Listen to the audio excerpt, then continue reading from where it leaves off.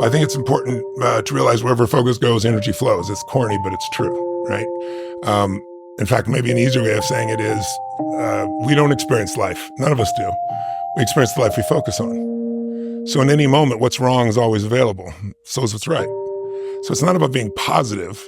It's about being intelligent, right? When you're in a totally negative state and the world's going to end and there are people like believing that in the next 12 years, the entire environment's going to collapse and they won't have a child.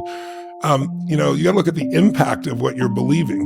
And you got to look at and say, where's my focus going? I can always be upset about something. I can always find something to be joyous or at least grateful for, which leads to joy. And I think it's having that, learning to discipline your disappointments, not allow them to grow and to move on and to use whatever life is giving you. But to me, it's like, I think there's 3 decisions that people make every moment of their life. Now, I'm not saying they make them consciously. If you make them unconsciously, you have the same patterns over and over again. And usually they're not good ones, right? Sometimes they're good, but not usually. And I learned these really because I had an experience when I was 11 years old. I was with my 4th father, and he got fired, and we had no money and no food. We were always poor, but I mean, we wouldn't have starved. We had saltine crackers and peanut butter, right?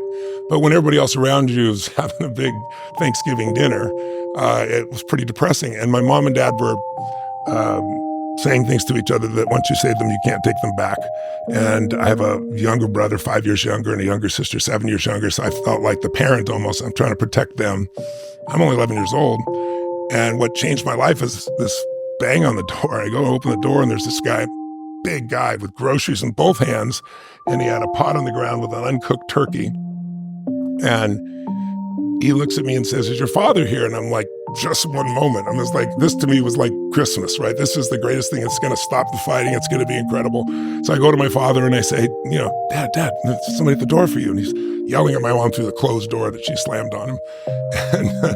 And he goes, "You answer." I said, "I did. It's for you." He goes, "Who is it?" I said, "I don't know." They said, "They got to talk to you," right?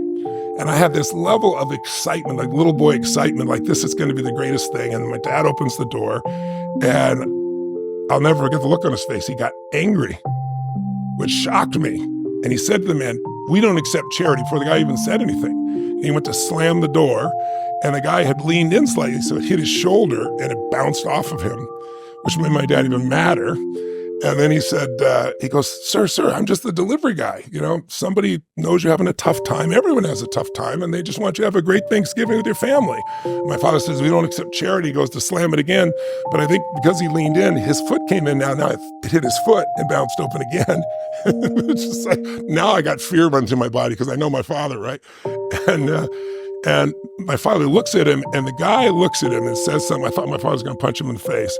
He didn't do it mean. He had a softness in his face, and he said, "Sir," he saw me, and he said, "Don't make your family suffer because of your ego." And the veins on my father's side of his neck were like this. He's beet red. I thought for sure he was going to punch the guy. And then all of a sudden his shoulders dropped, like defeated. He took the groceries, he slammed them on the ground, slammed the door, didn't even pick up the turkey, and didn't say thank you or anything. And shortly after that, he left our family, which to me at the time was the worst experience of my life, I thought. And so I was kind of obsessed with trying to figure out why.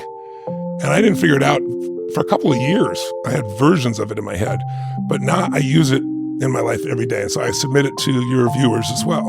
These are the 3 decisions that I think everyone makes every moment. First, you're doing it right now. What are you going to focus on? You're going to be focusing on my story I'm telling you. You're going to be focusing on the next question you're going to ask. You're going to be focusing on how your stomach feels if you've not eaten. There's a million things you could focus on, literally. But we don't experience life. We experience the part of life we focus on. And so the bottom line is, I know my father and I had a different experience because we had different focuses that day. I was focused on his food. What a concept. This is cool. He was focused on that he had not taken care of his family. And I know that because, he said it about 20 times under his breath, and my mother echoed it, of course. The second decision, though, the minute you focus on something, your brain has to decide, what does it mean? And meaning is what creates emotion, and emotion is where your life is, right? And so the quality of your life is the quality of your emotions. If you got $1 billion and every day you're pissed off and angry, your life's quality is called pissed off and angry. If you got 3 beautiful children, a husband or wife you love, but you worry all the time, your life is worry. you know? So his focus and then his meaning, that was the worst part. The meaning he gave it was that he was worthless and didn't belong here. And that usually leads to the third decision, which is, what are you going to do? And like, if the meaning is something happens, you say this person is dissing me, disrespecting me, or is this person challenging me, or is this person coaching me, or is this person loving me? If you think they're dissing you, you're going to have a very different emotional reaction than if you think they're coaching you or loving you. And then, of course, that's going to change what decision you make. Because if you're angry, you're going to make a different decision than if you're playful or generous or whatever the case may be. So those three decisions control our lives. But so your viewers or listeners, I give them an opportunity to take a look at it, because there's some patterns that you can make some simple patterns and change your whole life, a focus. So the first one is, and I'd ask you two questions for you. One, Chris, is what do you think most people's answer to this question is? And the other is, what's yours? If you're ready to play. All right? It's real simple. We all have a pattern of focusing on what we have and at times on what's missing. Which one do you think most people spend more time focusing on, what they have or what's missing? What's missing? What do you focus more on? What's missing? Yes.